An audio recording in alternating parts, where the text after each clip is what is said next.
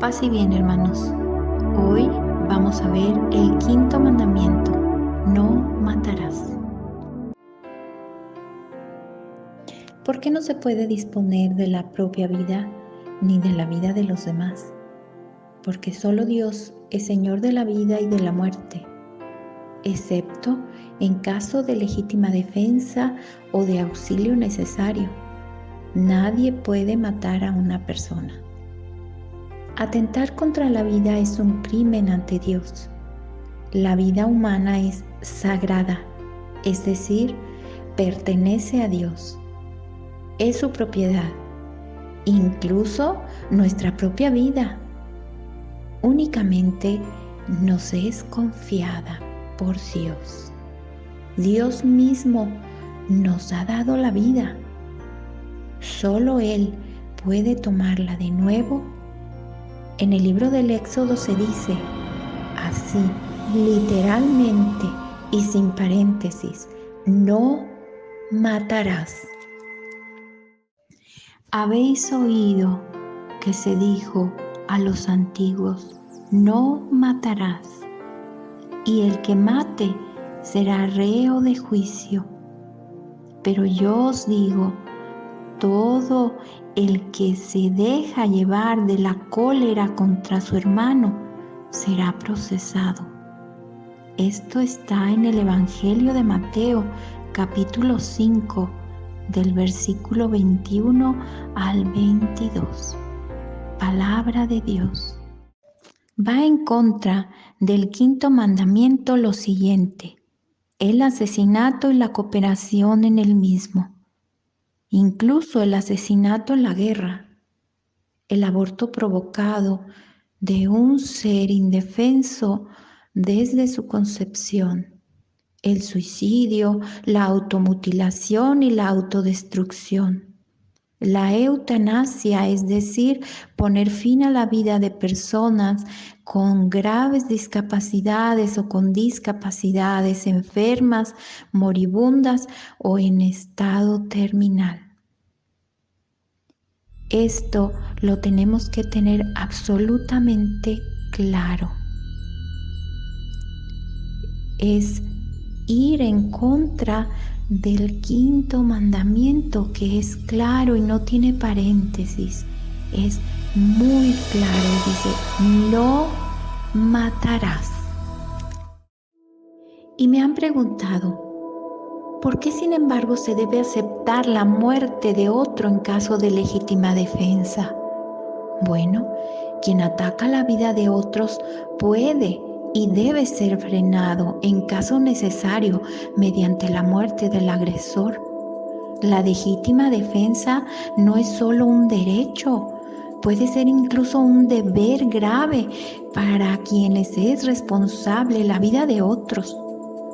No obstante, las medidas de legítima defensa no deben recurrir a medios abusivos ni ser desproporcionadamente violentas. ¿Y qué decir de la pena de muerte? Bueno, pues fíjense ustedes que la pena de muerte, es decir, quitar la vida a un criminal, es una medida extrema a la que un Estado solo debe recurrir en casos de absoluta necesidad. Esta necesidad se da cuando la sociedad humana no se puede defender más que con la muerte del reo. Pero estos casos, nos dice Juan Pablo II el Grande, estos casos son muy raros, por decir prácticamente inexistentes. Y hablemos un poco más de la eutanasia. La eutanasia en sentido propio, es decir, toda acción u omisión que por su naturaleza y en la intención causa la muerte con el fin de eliminar cualquier dolor, constituye un homicidio gravemente contrario a la ley de Dios. No es eutanasia la administración adecuada de calmantes para el dolor, aunque con ello se acortara la vida. porque no se pretendía quitar la vida, sino calmar el dolor. O también cuando se renuncia a ya terapias desproporcionadas, a lo que llamamos encarnizamiento terapéutico, terapias que ya son desproporcionadas al paciente y a la familia. La muerte no debe ser causada, pero tampoco absurdamente retrasada. Aunque la muerte se considere inminente, se le deben dar los cuidados ordinarios debidos a esta persona enferma y no se le deben interrumpir. ¿Cuáles son estos cuidados ordinarios? Alimentación, higiene, hidratación, que esté a buena temperatura el paciente. No debemos interrumpir esto en un paciente terminal que ya esperamos su muerte. La legalización de la eutanasia es inaceptable, no solo porque supondría la legitimación de un grave mal moral, sino porque crearía una intolerable presión social sobre los ancianos, sobre los enfermos de gravedad o los gravemente discapacitados o ya verdaderamente en estado terminal. Y todas aquellas vidas pudieran ser consideradas por alguien como de baja calidad, qué feo, o como una carga social. No, hay que proporcionar los cuidados a las personas hasta su muerte natural. Los cuidados paliativos constituyen una forma privilegiada de la caridad desinteresada. Por eso debemos promoverlos. Y hablando del aborto, me han preguntado por qué no es aceptable el aborto en ninguna fase del desarrollo del ser humano. La vida es un don de Dios, es un regalo de Dios, es propiedad directa de Dios, es sagrada desde el primer momento y escapa a toda intervención humana. Escuchen esto tan hermoso. Jeremías capítulo 1, versículo 5. Antes de formarte en el vientre te elegí. Antes de que salieses del seno materno te consagré.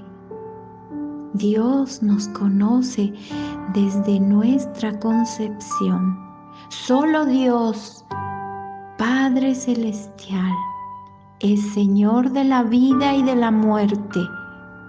Ni siquiera mi vida me pertenece en exclusiva.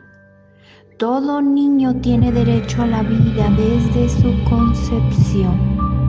Desde el principio, el ser humano que va a nacer es una persona independiente, cuyo ámbito de derechos no puede ser invadido por nadie externo a él, ni el Estado, ni un médico, ni siquiera su madre. Debe quedar absolutamente claro este punto. No debemos tocar la vida de un niño inocente.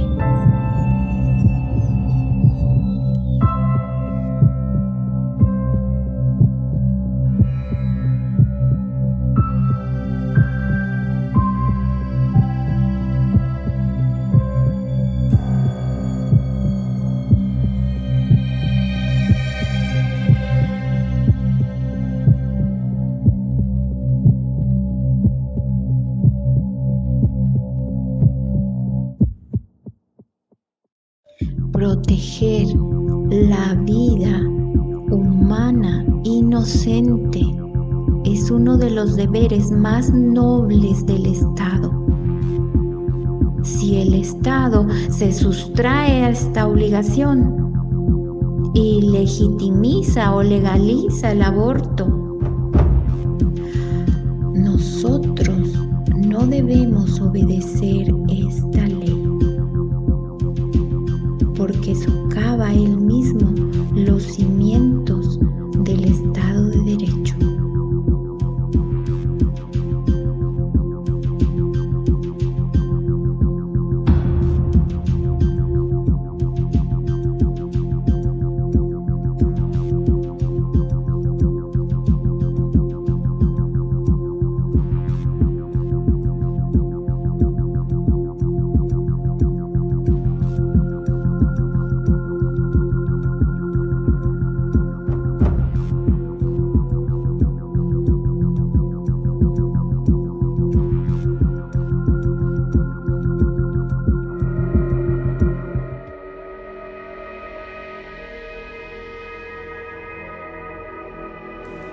¿Y qué hay del aborto en caso de violación?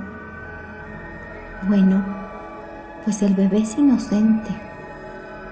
No se le debe castigar a él. No entiendo por qué quieren darle pena de muerte al bebé inocente. Es mejor darlo en adopción. También me han preguntado en todo este tiempo que tengo de médico, ya más de 30 años, si se puede abortar a un niño con graves discapacidades. No, la respuesta es no abortar a un niño con graves discapacidades, porque constituye también un crimen grave. Incluso cuando se aduce el motivo de ahorrarle a esta personita un sufrimiento en el futuro. También me han preguntado si podemos investigar en embriones vivos o con células madre embrionarias. La respuesta es no. Los embriones, es decir, un ser humano menor a 8 semanas de gestación, es un ser humano. Porque la vida comienza con la unión del espermatozoide con el óvulo. Considerar a los embriones material biológico, producirlos como un instrumento o como un producto nada más para dar células madre para fines de investigación es absolutamente contrario a este mandamiento y entra dentro de la prohibición de no matar. Merecen un juicio diferente, claro, las investigaciones con células madre adultas, es decir, células madre provenientes del cordón umbilical, porque éstas no provienen de incipientes seres humanos a los que se elimina. Las células madres provenientes del cordón umbilical sí las podemos usar. Usarlas no va contra este mandamiento. Las intervenciones médicas sobre un embrión solo son buenas si se tiene como fin la curación de este ser humano y no hay otro medio para curarlo. Ya existe la cirugía en pequeñitos dentro del seno materno, pero debe ser con fines de curación. Mientras se garantice la vida y el desarrollo y la integridad de este niño. Si el riesgo que comporta la intervención no sea entonces desproporcionadamente alto. Hay que tener claridad en todo esto y entenderlo. Espero que lo haya explicado lo suficientemente sencillo y claro. También debo hablar de la muerte psíquica. El mandamiento no matarás se refiere a la integridad tanto física como psíquica. Toda tentación o incitación a la pornografía, todo recurso a la violencia es una falta grave, especialmente si sucede en el ámbito familiar. Cuando un hermano mayor abusa de su hermano menor, esto es grave. Cuando un hermano incita a la pornografía a otro, o cuando es un tutor o un padre o una persona que debería ser confiable, sacerdote, maestro, educador. No solo se refiere a abusos sexuales, sino también a seducciones hacia el mal. Escuchemos el Evangelio de Mateo, capítulo 18, versículo 6. Al que escandalice a uno de estos pequeños que creen en mí, más le valdría que le colgasen una piedra de molino al cuello y lo arrojasen al fondo del mar. Cuidado, hermanos. Este mandamiento, no matarás, incluye las faltas de respeto y las faltas a la integridad de una persona, y es más grave cuando es un pequeñito inocente.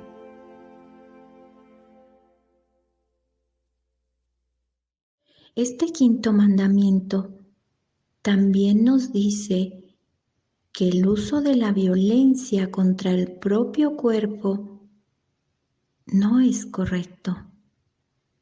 Nuestro Señor Jesús nos exige expresamente que nos aceptemos y amemos a nosotros mismos.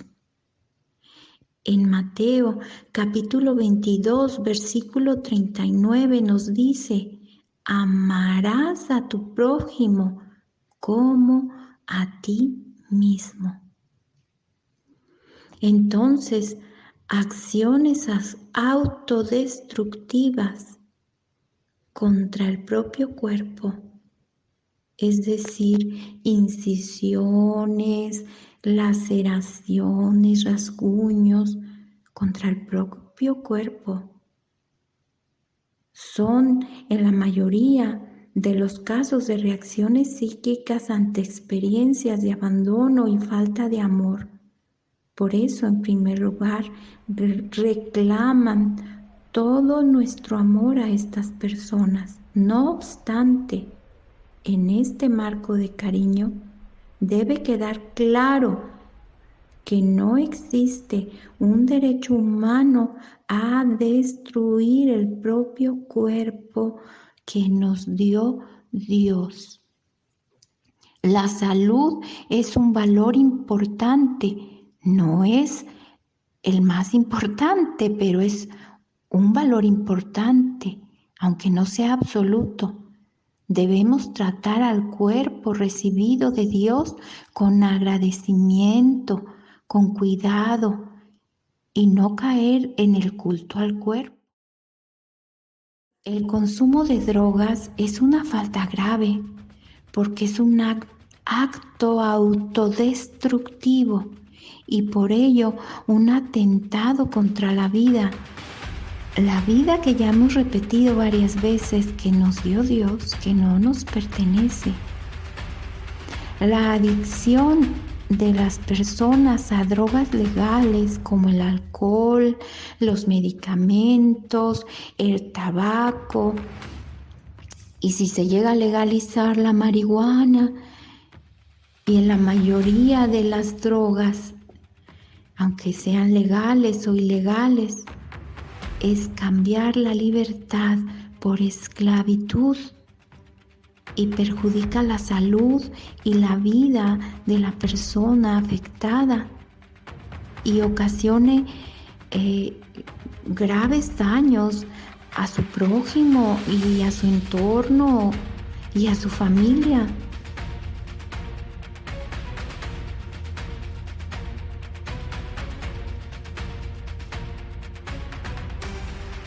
También los excesos de comida, también de bebida, los excesos en la sexualidad desordenada, o ir a lo loco en un auto. Todo esto es pérdida de libertad humana. Por ello es una falta grave contra este mandamiento.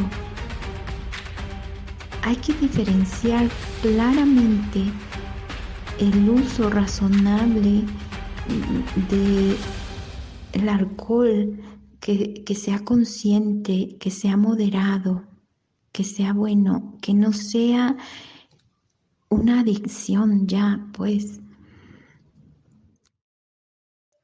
También en este tiempo que tengo dando la materia de bioética en la universidad, me han preguntado si se pueden hacer investigaciones con personas vivas. Bueno, miren, los experimentos científicos, psicológicos o médicos en personas vivas solo están permitidos cuando los resultados que se esperan son importantes para el bienestar humano y cuando no se puede obtener de otra manera. Pero debe llevarse a cabo todo esto con el consentimiento libre de las personas afectadas.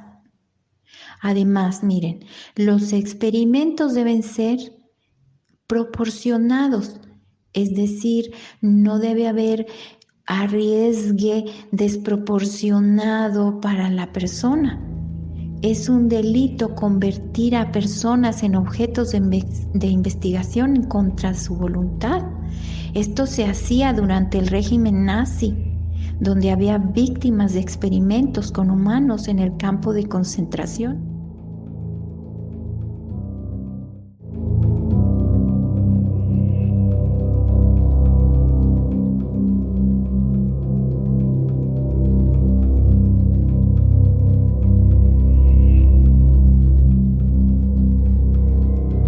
De las personas, donde aunque sean presos, no se les puede investigar en ellos. De hecho, incluso hay legislación para la experimentación en animales. No se les debe hacer sufrir, cuanto más a una persona, ¿verdad?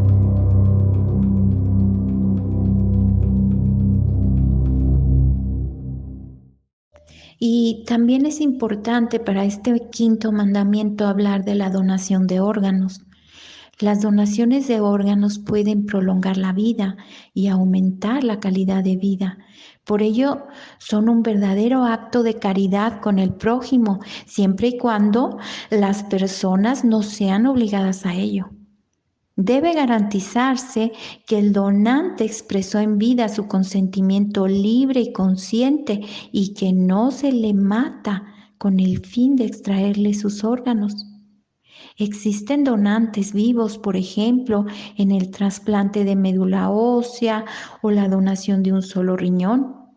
La donación de órganos de un cadáver requiere la certificación segura de la muerte y el consentimiento en vida del donante, o en caso de su representante o de la persona que más lo ama o lo amó.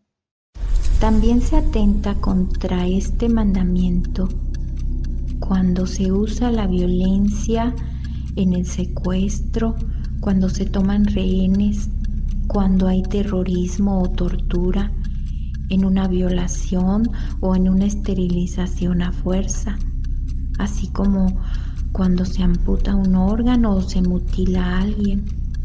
Estos atentados son contra este mandamiento porque van contra la justicia, porque van contra la caridad y contra la dignidad humana. Estos atentados no están justificados cuando están respaldados por una autoridad del Estado. También el Estado es culpable si hay estos atentados. avalados por Él. Tenemos conciencia histórica de estos atentados en la humanidad. Por eso se lucha actualmente contra todo empleo de violencia corporal y psíquica, especialmente la tortura. ¿Cómo debemos ayudar a un moribundo? Pues debemos ayudarlo a que tenga fe, a que tenga confianza, para que pueda morir en paz y con dignidad. Orar con él, orar con los que lo aman, con su familia, y vigilar que le sean administrados en lo posible los sacramentos. ¿Y cómo tratar al cuerpo de un difunto? Bueno, tratarlo con respeto y caridad. Caridad a su familia, conscientes de que Dios lo ha destinado a la resurrección del cuerpo. Pertenece a nuestra cultura que después de muertos se entierran con dignidad bajo tierra, en un panteón o en un camposanto, y se adorna y se cuida la tumba. Pero hoy en día también se acepta la incineración, mientras se haga con respeto y se tenga fe en la resurrección de los muertos. ¿Y qué podemos decir de la ira? Bueno, el enojo, y luego sigue la furia, la ira, como le quieran poner. Bueno, pues miren, San Pablo dice: si os indignáis, no lleguéis a pecar, que el sol no se ponga sobre vuestra ira. En la carta a los Efesios, capítulo 4, versículo 26, San Pablo nos advierte a que nuestra ira no dure hasta el día siguiente. La ira, la cólera es, en primer lugar, un afecto natural, como reacción a una injusticia que experimentamos, pero cuando la cólera se convierte en odio y se desea el mal, o se le desea la muerte o la venganza, se convierte ya en una falta contra la caridad, una falta contra este mandamiento. Toda ira incontrolada, especialmente el deseo de venganza, está dirigida contra la paz y altera pues la tranquilidad de la misma persona. Tenemos que estar en paz, paz en nuestro interior, hermanos, paz. ¿Qué piensa Jesús de la violencia, hermanos? La acción no violenta tiene un gran valor para nuestro amado Jesús. Él dice a sus discípulos: oigan bien, no hagáis frente al que os agravia. Al contrario, si uno te abofetea en la mejilla derecha, preséntale la otra. No quiere decir que nos vamos a dejar que nos den y nos den y nos den y nos pisen y nos pongan de banco para subir. No, hermanos. En este Evangelio de Mateo, capítulo 5, versículo 39, nos dice: preséntale la otra mejilla. ¿Qué quiere decir? Si está con odio, tú pon la mejilla de perdón.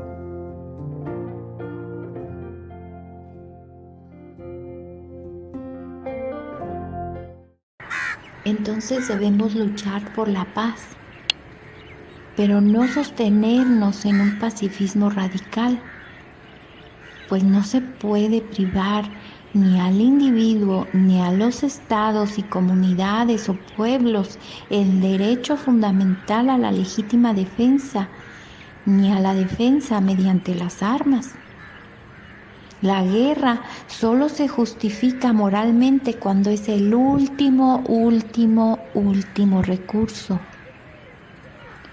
Nosotros debemos hacer todo lo posible para evitar la guerra, aún antes de su inicio. Oponernos a la acumulación y tráfico de armas, luchar contra la discriminación de cualquier tipo y contribuir a que se acabe la injusticia económica y social y fortalecer la paz. Bueno, hermanos, con esto terminamos nuestra meditación, reflexión en el 5.º mandamiento. No matarás. Enseguida vamos a quedarnos escuchando la música, respirando profundamente y meditando en nuestro interior estos conceptos. Paz y bien.